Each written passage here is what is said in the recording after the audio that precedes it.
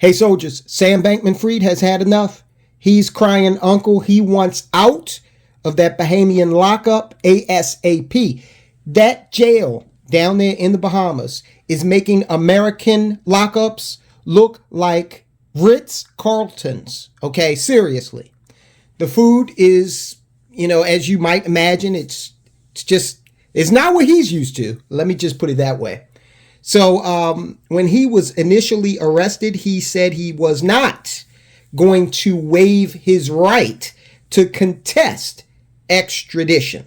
Okay, which meant basically that he was leaving the door open to fighting extradition. Now, I'm no law expert, so I don't know how this advantages you. The only thing that I can think of is while you're fighting extradition, it may give you some more time to work on other aspects of your case. That's the only thing I can think of, guys.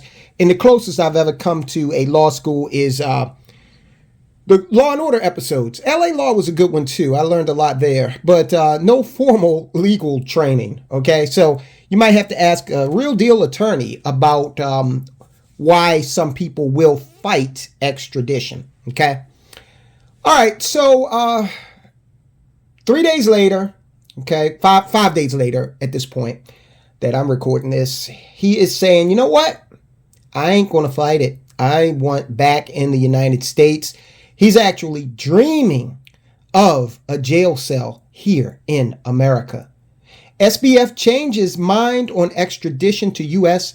after 5 days in Bahamian jail. After spending just 5 days in a Bahamian jail cell, FTX founder Sam Bankman Fried is backpedaling on his decision to contest extradition to the United States to face fraud charges. Reuters. Somebody castigated me for mispronouncing the name Reuters. We got pronunciation police out there. But I appreciate it. You did help me to learn how to pronounce the word correctly. So I thank you. Although the way you phonetically spelled it didn't make any sense, and we talked about that. But you helped me out, so I'm grateful. Anyway, Reuters is citing a person familiar with the matter. According to the report, Sam Bankman Fried will appear in court on Monday. This is tomorrow for me. It is December 18th right now, so Monday would be December 19th. He's going to appear in court on December 19th to formally consent to extradition, which will pave the way for him to appear in U.S. court to face charges that he commingled customer deposits to cover expenses and debts and to make investments through his crypto hedge fund, Alameda Research. Listen, I watched a documentary on that jail. Okay, guys? And, listen, horrendous. Okay? Pretty bad stuff. If you want to check out the documentary, it's called Sentenced to Suffer, Nassau, Bahamas. Something like that. Go check it out. You just pull it up. It's about a 2-hour long thing. And they go into pretty extensive detail. Now, most of what they cover is about the prison. Sam Bankman Fried is in jail. I don't know how they distinguish between those two in the Bahamas. I can assure you that, the complaints that were coming from the inmates about the food, that's going to be consistent whether you're in jail down in the Bahamas or whether you're in, just a lockup awaiting trial. So I believe one of the things at the bail review hearing Sam Bankman Fried cited was a special diet and particular medications that he was on. They assured him that he'd be able to get those medications. With regard to the diet, guys, look, you don't even have to be on a special diet. These guys are saying this food situation down there is pretty bad. The food is very poor. Every morning you eat cream and eat crackers, so maybe on Wednesday you get hot dog and egg, and that's that, okay? The food is very poor, okay? And I know people are going to say, oh, well, you're in jail, you're in prison. True, I get it. I definitely get it. But I'm just saying, wow, what a fall from grace. And it's such a cautionary tale because it just screams oh, it's so much easier to do the right thing and to be able to sleep at night. Remember, Sam Bankman-Fried was making almost $1 million a day legitimately when he had the first iteration of FTX, when he was just playing that arbitrage game and was buying crypto low here in America and then finding places throughout the world, especially in Asia, where it was selling higher. And so he would buy it here low and then sell it somewhere else higher and pocket the difference. And he was apparently very, very good at that. And so good, in fact, that he was averaging like $1 million a day. Then, you know, I guess he got greedy. And we know part of the rest of the story. They go on to say legal experts tell Reuters that a trial is likely over a year away. As Fox News reported last week, the Bahamas prison where Sam Bankman-Fried was reportedly heading, Fox Hill, is harsh due to overcrowding, poor nutrition, and inadequate sanitation, along with cells that are infested with rats, maggots, and insects. This is a far cry from the opulence that Sam Bankman was in no less than a week ago. He will be in sick bay for orientation purposes, and then we will determine where best to place him, said Bahamian Commissioner of Correctional Services Doan Clear in a statement to Reuters.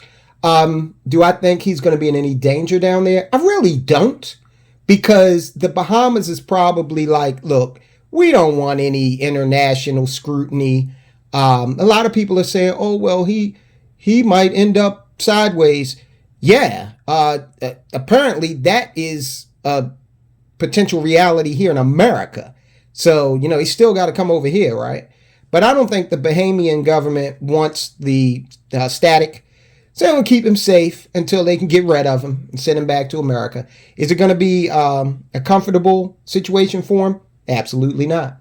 A 2021 U.S. State Department report said prisoners at Fox Hill described, quote, infrequent access to nutritious meals and long delays between daily meals. Whoa, unquote. They didn't say whoa, I did. I know here the Bureau of Prisons here in America, where Sam Bankman-Fried will probably end up under their jurisdiction if he is convicted, the Federal Bureau of Prisons, they actually have caloric guidelines. So their meals are structured such that you will get a minimum amount of calories. That is a requirement in the federal prison system here in America. Now, are you eating, filet mignon? Not hardly. But you're not starving. And right here, they're saying that, you can be long delays between daily meals. Every inmate has a bucket in the cell. He has to do everything in this bucket. We wash in his bucket. We bathe in his bucket. Just this morning, I was just about to brush. I was brushing, catch me right off guard. I was brushing my teeth. If I have to wash today, I can't bathe. No. So I have to wait until I get water the next day. The bed. So you only got one bucket of water. One bucket of water. This is it. To do everything and down everything. And this is the amount of water in the bucket. I have to wash. I have to wipe off in this. I have to rinse off in this water every day. And then I have to turn around and brush my teeth over this bucket and so forth. Rinse my bowl. There is not a garbage container in the front of the cell. So where would I put the garbage? There's 3 of us in the cell, 3 guys in the cell. We all as friends, so we stick together with each other. The conditions of the floor are good in the back here, man. Sleep on the floor, you slug buckets, piss jugs, smell shit all day. It's bad, it's really deplorable. The guy's skin breaking out, about dirty in the back here. It's really bad. It's not livable, I barely make it every day. Struggle to make it, it's very hard. Inmates complain about them, how they are housed.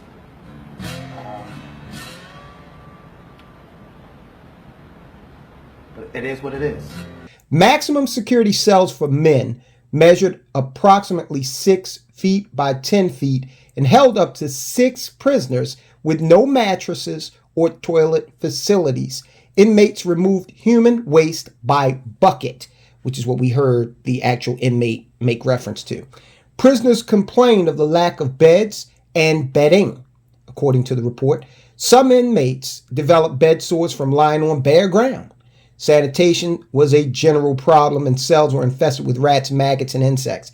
Do you guys remember that show, Locked Up Abroad? Man, let me tell you what. I don't leave this country with a bottle of aspirin, all right? Overcrowding, poor sanitation, and inadequate access to medical care were problems in the Bahamas. Department of Correctional Services men's maximum security block. The report continued. And I would imagine he would be in maximum security simply because some type of maximum security situation, simply because, look, this is a high value, high profile prisoner. This is somebody who everybody knows is eventually going to come back to America.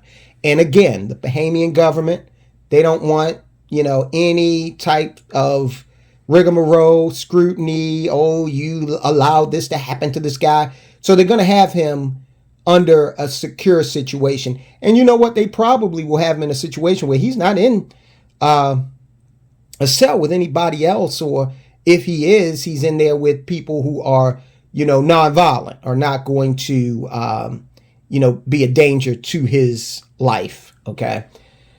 The facility was designed to accommodate 1,000 prisoners, but was chronically overcrowded.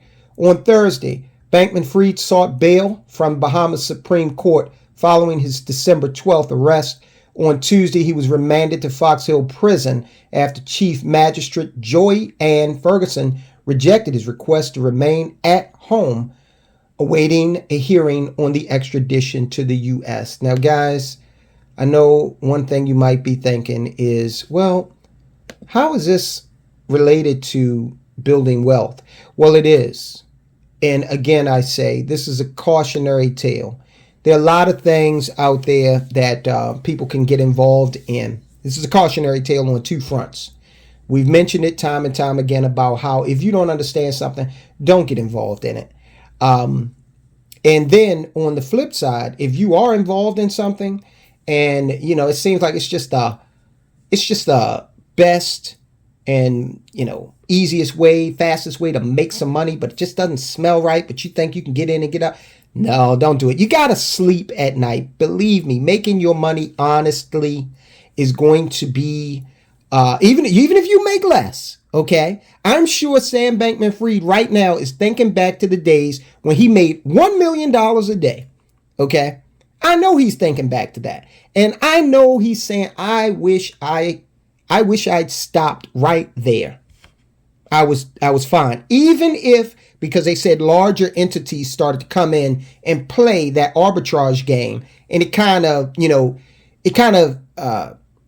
degraded his ability to do it in the way that he started out, because he was kind of the forerunner, or one of the forerunners of it. Then the big players came in and they kind of, absorbed a lot of the oxygen out of the room.